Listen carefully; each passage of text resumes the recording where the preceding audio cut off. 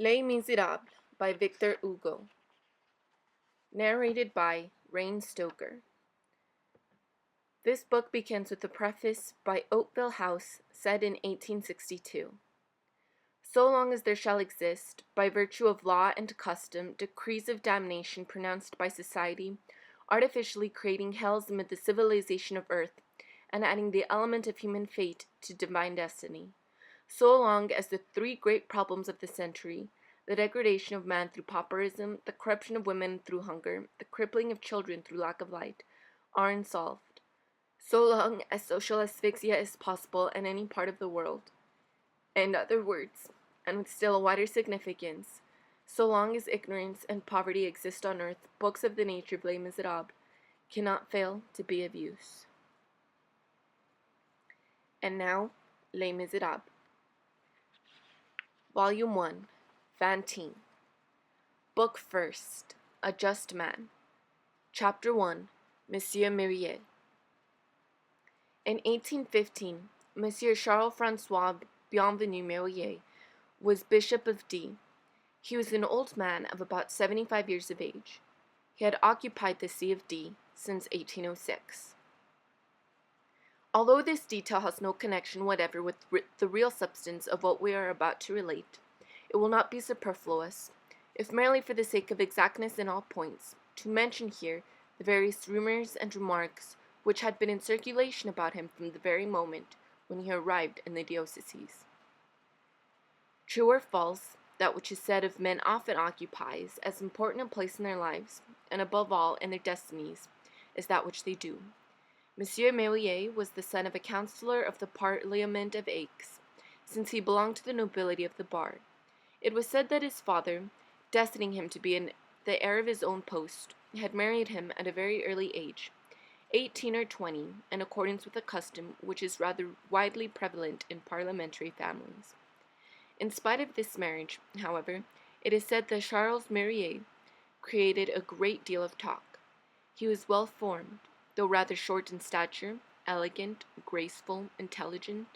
The whole of this first portion of his life had been devoted to the world and to gallantry. The Revolution came. Events succeeded each other with precipitation. The parliamentary families, decimated, pursued, hunted down, were dispersed. Monsieur Charles Myriel emigrated to Italy at the very beginning of the Revolution. There his wife died of a malady of the chest, from which she had long suffered. He had no children. What took place next in the fate of Monsieur Myriel? The ruin of the French society of the olden days, the fall of his own family, the tragic spectacles of '93, which were, perhaps, even more alarming to the emigrants, who viewed them from a distance, with the magnifying powers of terror.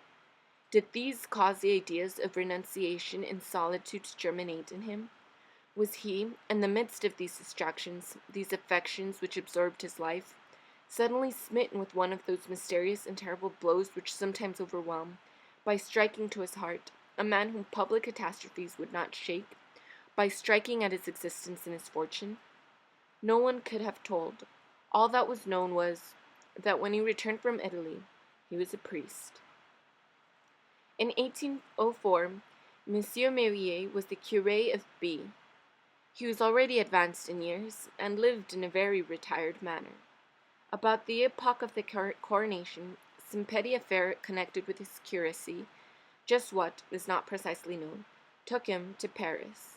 Among other powerful persons to whom he went to solicit aid for his parishioners was Monsieur le Cardinal Fesch. One day, when the emperor had come to visit his uncle, the worthy curé, who was waiting in the anteroom, found himself present when his majesty passed.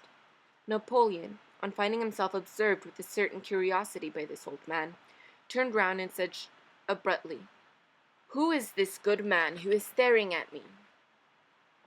"Sire," said Monsieur Myriel, "you are looking at a good man, and I at a great man.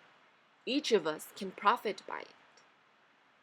That very evening, the emperor asked the cardinal the name of the curé, and some time afterwards, Monsieur Myriel was utterly astonished to learn that he had been appointed Bishop of D. What truth was there, after all, in the stories which were invented as to the early portion of Monsieur Myriel's life? No one knew. Very few families had been acquainted with the Mérier family before the Revolution. Monsieur Mérier was to undergo the fate of every newcomer in a little town, where there are many mouths which talk, and very few heads which think. He was obliged to undergo it, although he was a bishop, and because he was a bishop.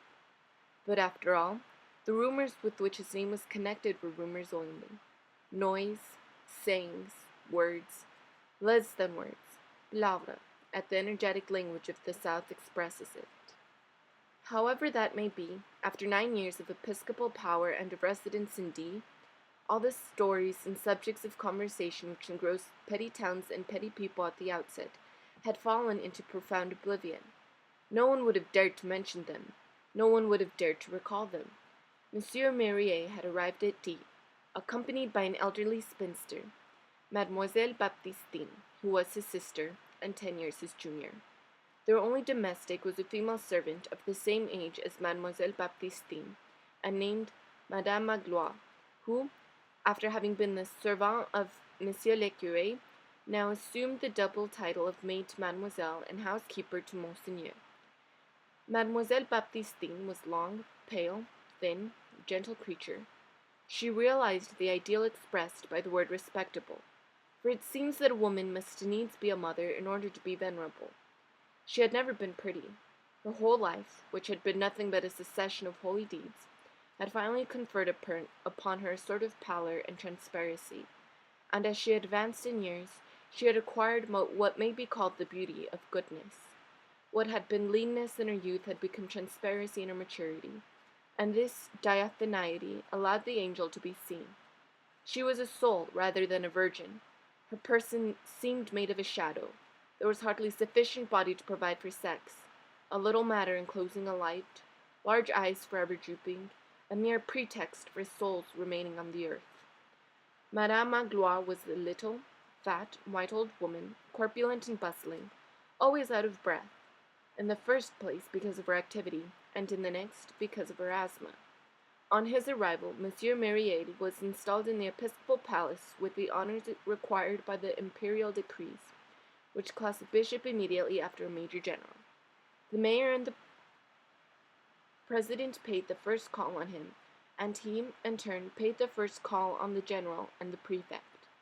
The installation over, the town waited to see the bishop at work.